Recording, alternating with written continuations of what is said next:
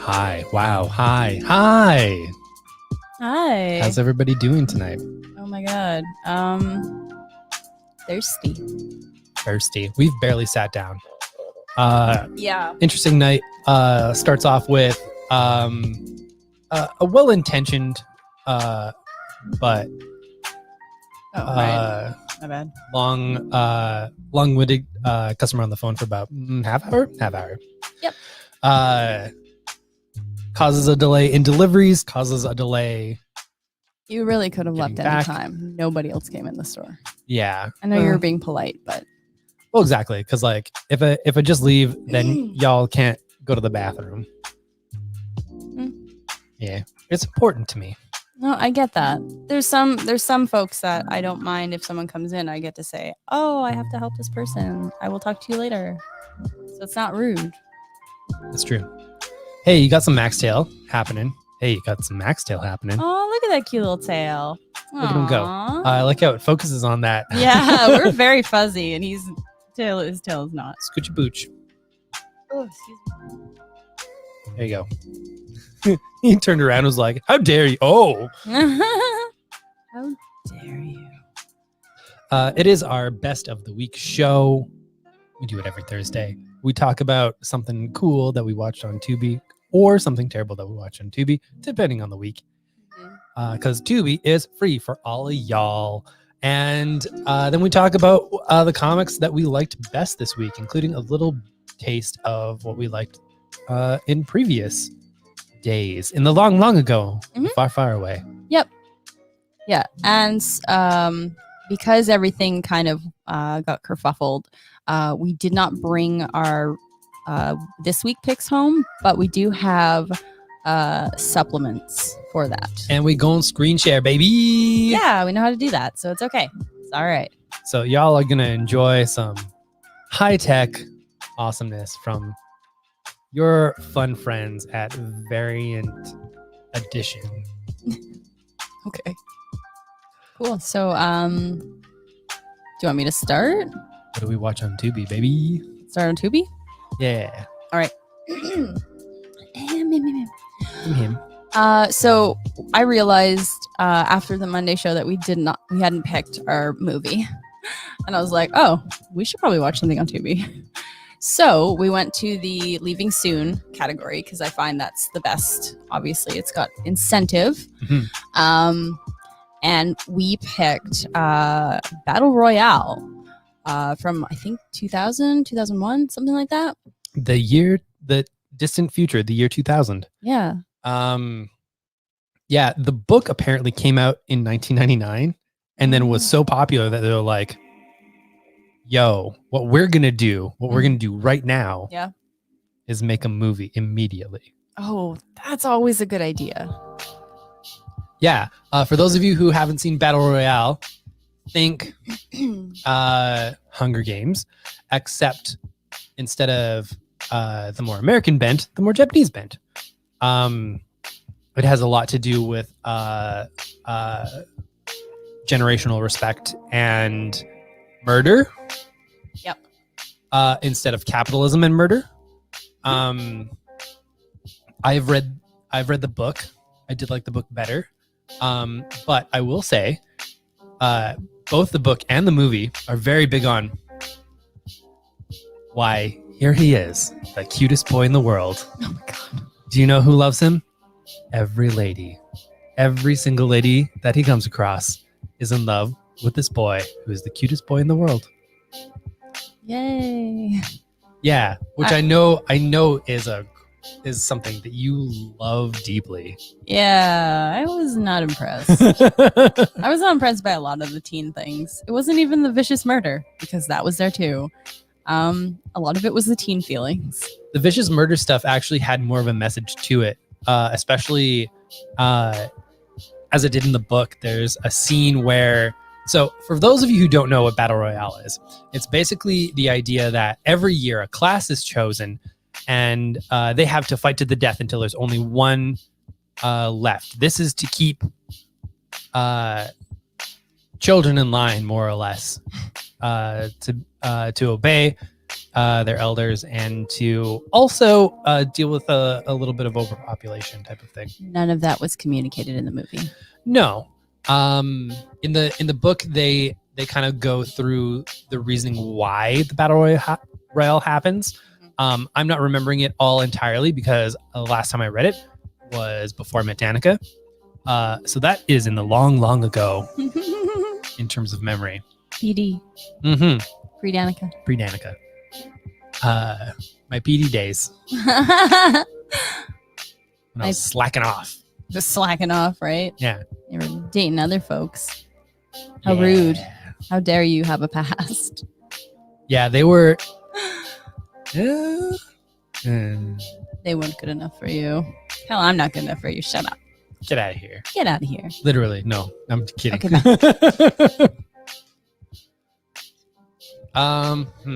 Yeah. I didn't really care for it. Not gonna lie. I didn't care for it. I wasn't really enthralled at all from like minute one. I'm like, there's no explanation on why this is happening. I think I think you would have enjoyed the book a lot more. I think you still would have not really cared about the teen feeling stuff because there's a lot of teen feelings in it. Yeah, like one of the girls literally dies in some boy's arms and she's like, "You're so cool." That happens a lot. A lot of just like, "Hey, no, I was only coming to tell you that I liked you." And then you shot at me, and so I accidentally shot you. Yeah, that was a whole thing. Yikes. Or the scene that really communicates with me, especially in these times, is the lighthouse scene.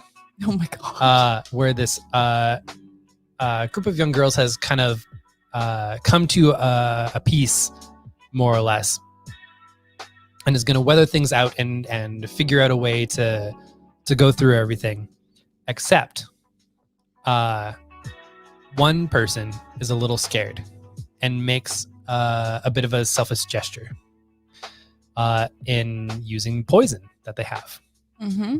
But the poison dish doesn't go to their intended victim. Nope. And it causes everybody to panic.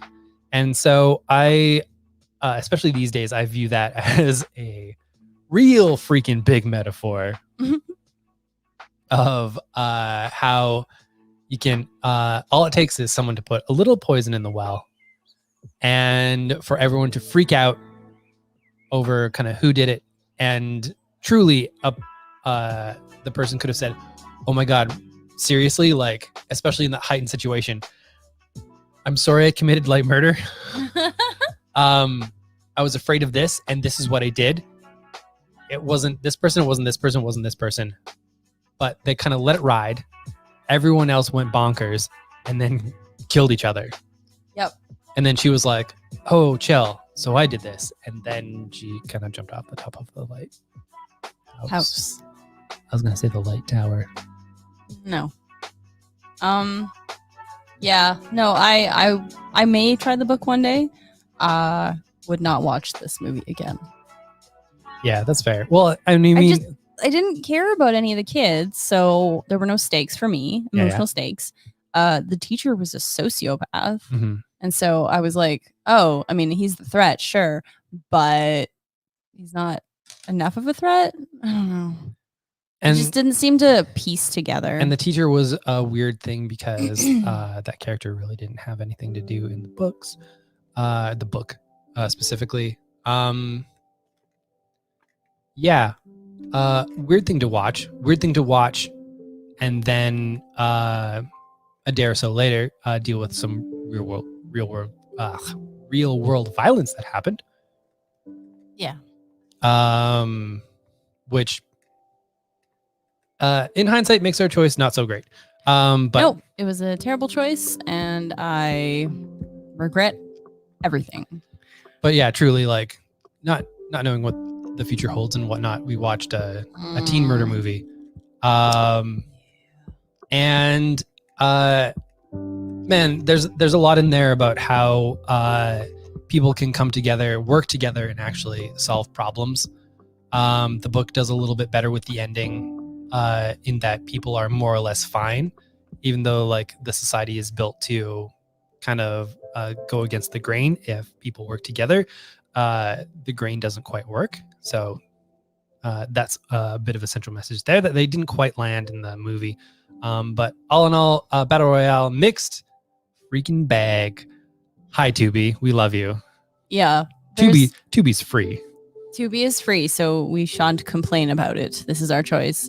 There's quite a few things that look like they're leaving at the end of the month. I continued to scroll the leaving soon section for a while. And a few movies that would be in our queue will be leaving. And of course, like 3 of them are all very, very down, very dour, very dark. So I'm going to see if we can't watch some other dark movies before the month wraps up, especially since our Saturday is going to be eaten up almost entirely, our free time anyways. Yeah. By Zack Snyder's The Justice League. Have you heard of The Justice League?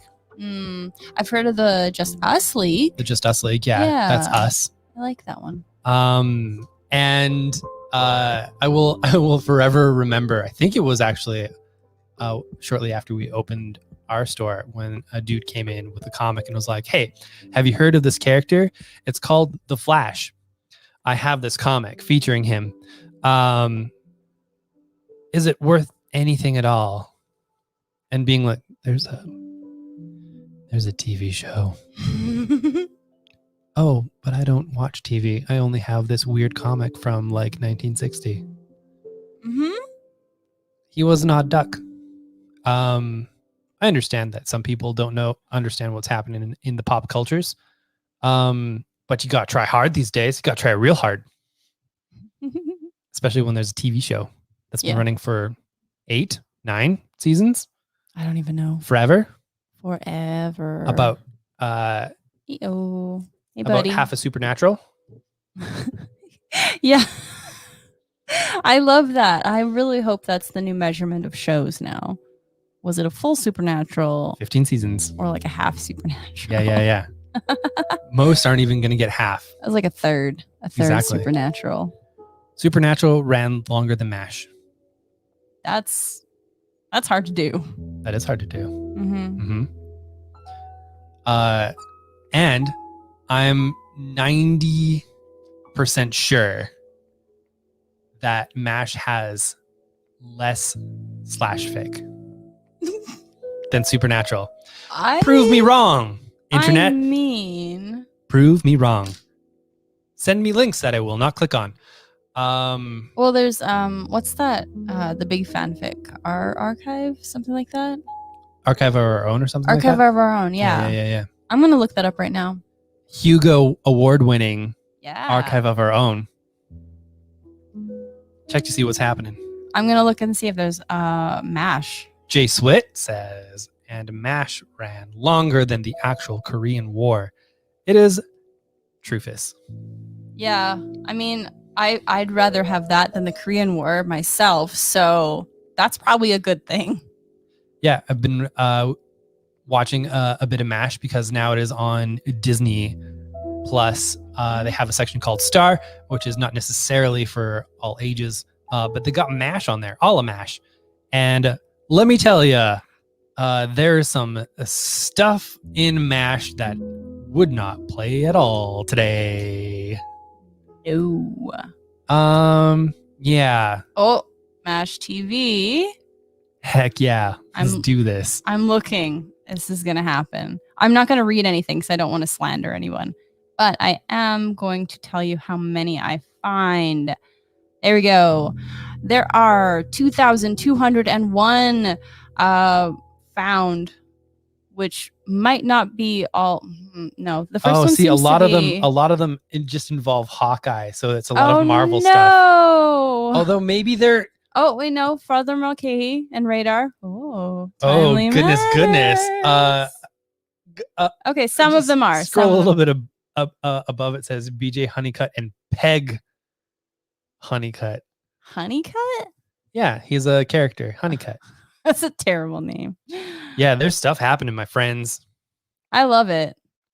Okay, I'm cool with And that. Ben says, yeah, Klinger probably not fly today. No. Yeah, probably not. Uh. Especially because he was attempting to use uh, fear of cross-dressing folks as an insanity plea to get out of his duties. Yep. Yeah, haven't gotten to him yet. Have only gotten to the words that they use to describe black people. Which, who boy? Yeah. Well, I'm still gonna stick with that 2000 because actually, I'm scrolling down the first page and only one of them was Avengers Hawkeye, so they're actually mostly what we want. And it did look like it still had MASH in the mix, so I'm wondering if they're just like Hawkeye on Hawkeye, Hawkeye on Hawkeye, Hawkeye on Hawkeye. Yep. Hawkeye on Hawkeye. Oh. It has Black Widow, Hawkeye, and Hawkeye. Can only be sassy. I love it. Can only be great. Look up Supernatural. Oh my god. 2,201. Yeah, that's gonna be 1 billion. Do it up. That's because Supernatural is fickable AF. Fickable? I believe that is the term. Fickable. Supernatural. Oh golly. What are we getting into? Y'all got some fanfics out there? 23,000. Nope.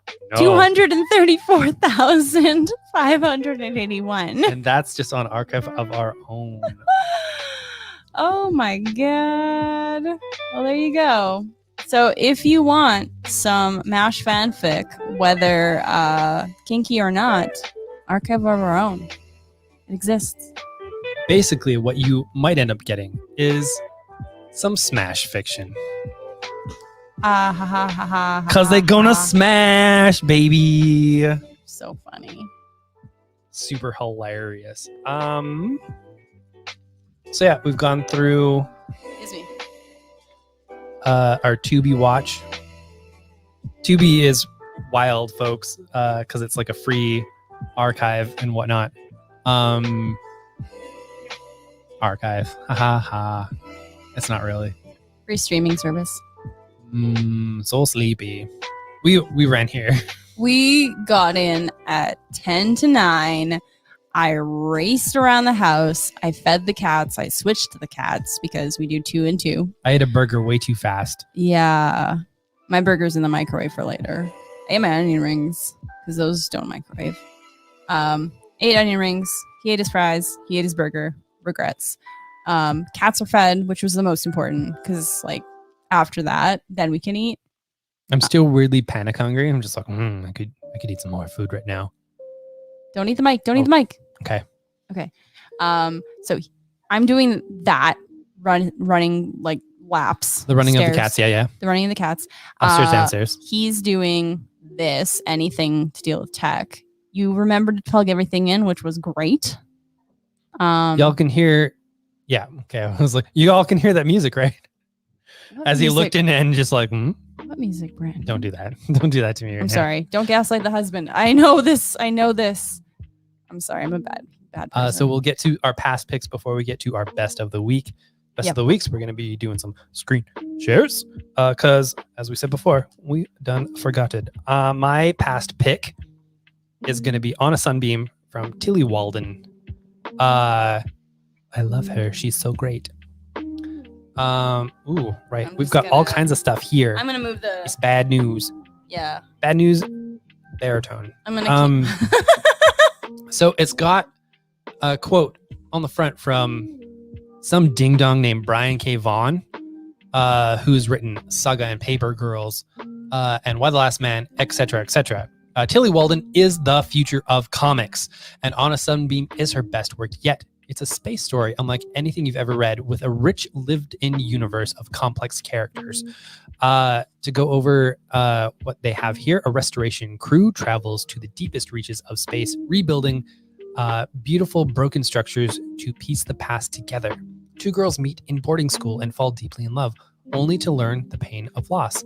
With 2 interwoven timelines and stunning art, award-winning graphic novelist Tilly Walden creates an inventive world, breathtaking romance, and an epic quest for love. So it's got your good sci-fi, it's got your good teen feels, but in quite an astounding way. I really enjoy her work, especially a book called Spinning, which meant a lot to me. For her, it was an autobiography about her time as a youth doing figure skating, and living in Texas and trying to come to terms with being gay and what everyone would think of her, especially in that society, and things that happened when she was really discovering that.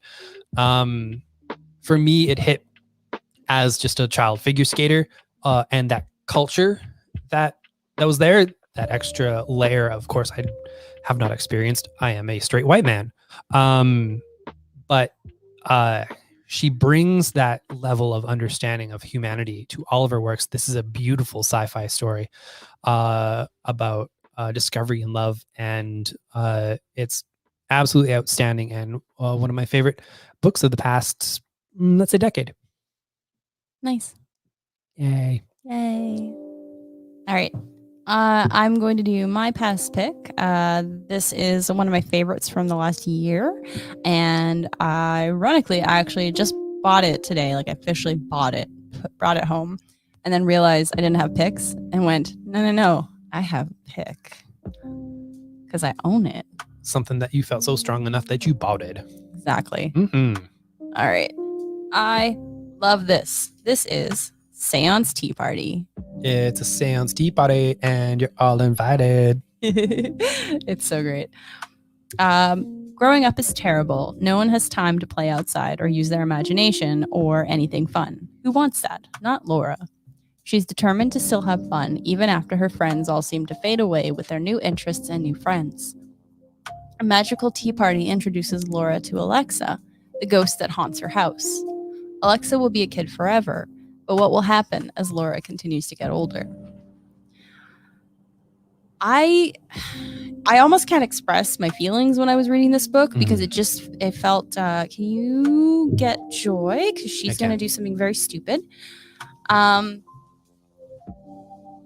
you.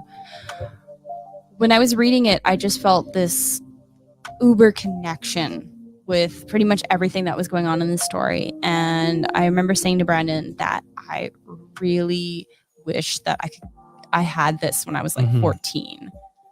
I think it really would have like hit.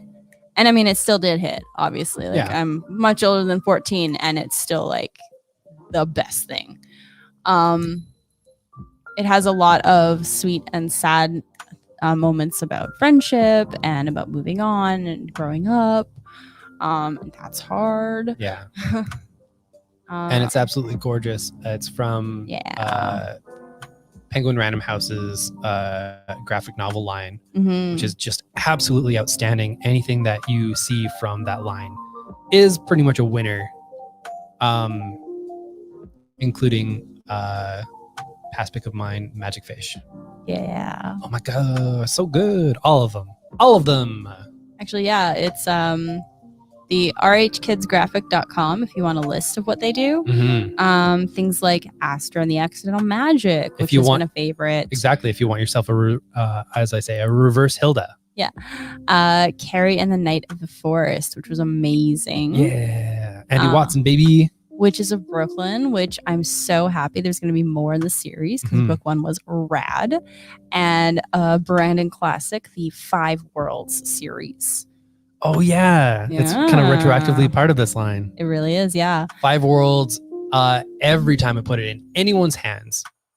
Now, granted, we make sure that person is their tastes line up. Every time we put that book in people's hands, they end up grabbing the rest. Yeah. Everybody loves it. So here's some of the art. And it varies. And it's very sweet. A little bit like Katie O'Neill with more autumn colors. The creator is named Reimena Yee. Reimenaye. And I think she's fantastic. And I have I must find more of her. More. More, please. Somebody did a stink. I don't like it. Oh no. It's smelly in here. Okay. They're like a cat thing? Yeah. I mean, I hope. No, sorry. I mean, like, what it. I wouldn't have Which one mentioned it. of I them? wouldn't have mentioned it otherwise if it No, wasn't a cat thing. No, I meant like who did it? Because Joy was over here. It was probably Max. Does he look guilty? Oh no, it was a while back. So I think it was Joy because Max was kind of like walking around. Anyway, somebody. Joy was. They're cats, by the way. Joy tends to clear the area when she needs to. It's unfortunate. Stinky babies. Yeah. All right, I'm gonna do my best of the week, Rec, as soon as I can share this freaking thing. Blamo. I'm gonna keep drinking my pop. Oh yeah, folks, it's freaking Ultra Mega.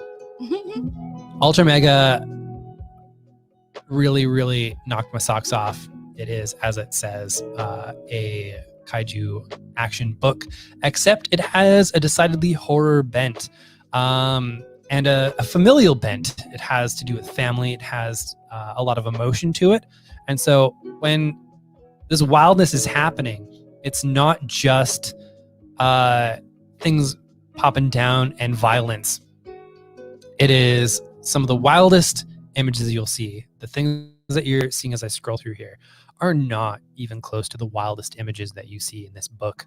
But it also has a lot of heart, which is amazing. And also it's 68 pages of comics. So basically a little over 3 issues to get you through.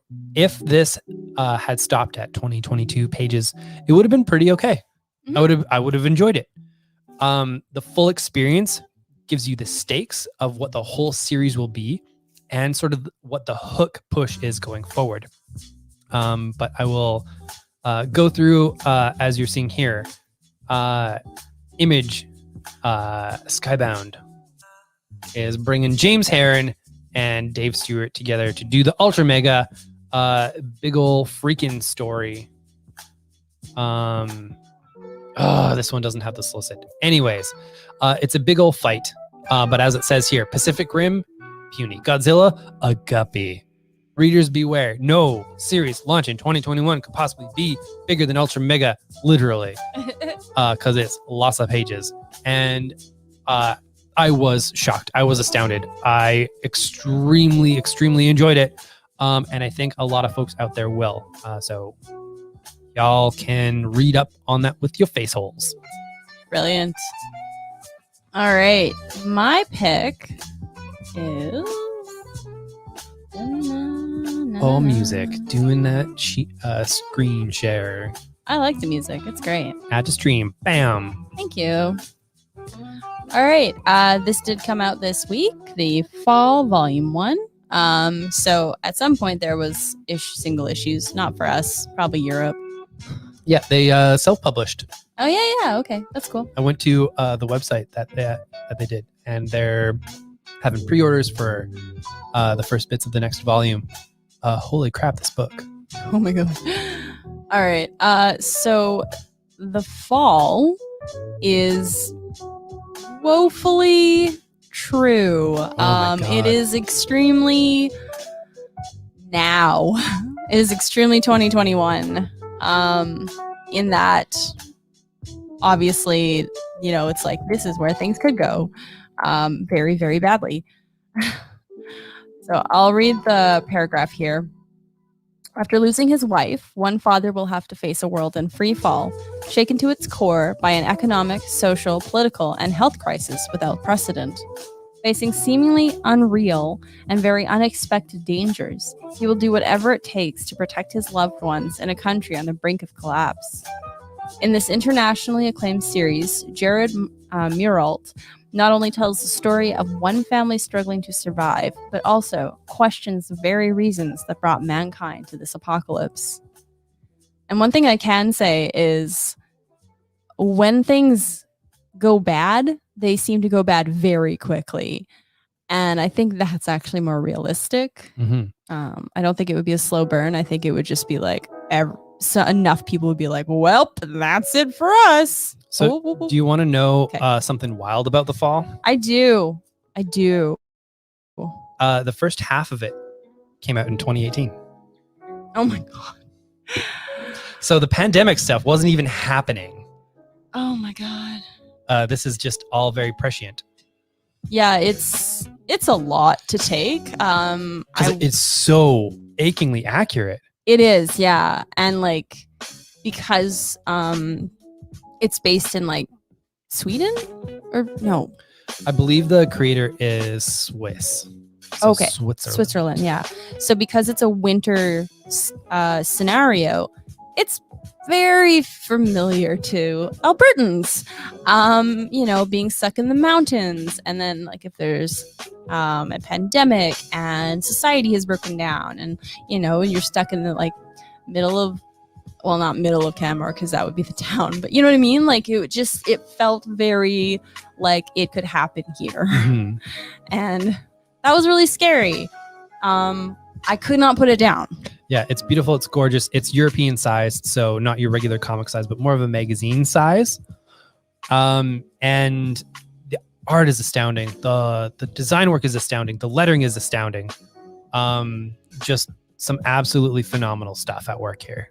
Yeah. Highly, highly recommended from both of us, actually. Mm-hmm. Alrighty-o. Well, Cool. that's going to do it for today. We're going to eat. I'm going to eat some more because I'm still panic hungry, even though I ate a whole freaking burger.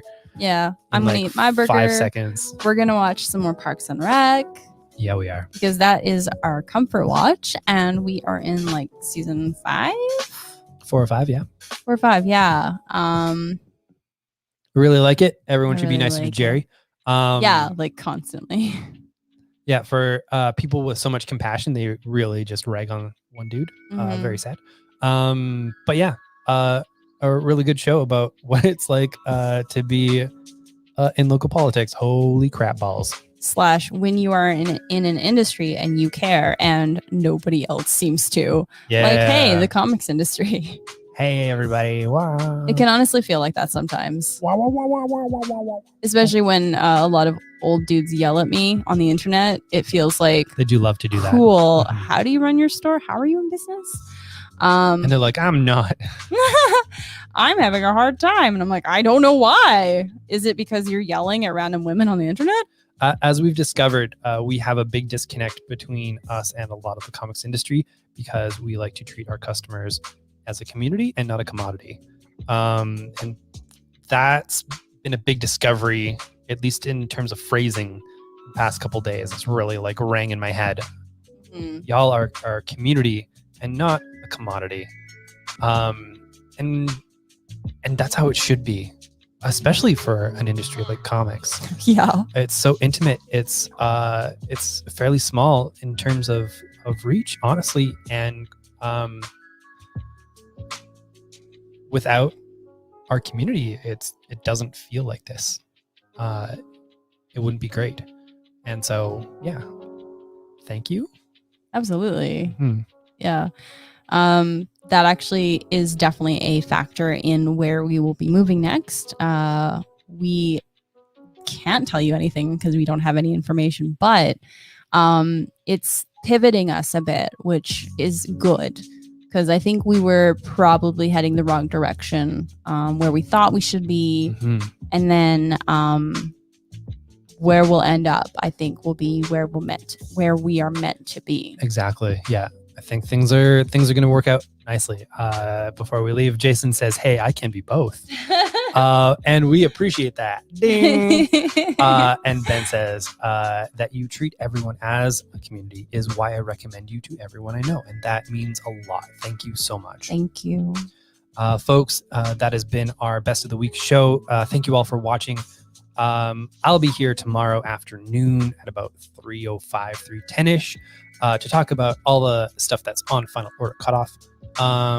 So things that y'all can let me know that you want, including covers and just titles in general. And then Monday we'll be here for our pop culture show, where we'll be talking about pop culture news. Yeah. I mean, I guess we'll see what happens over the weekend. Ooh, spooky. All right, folks. Thank you all for watching, and we will talk to you when we talk to you. Bye.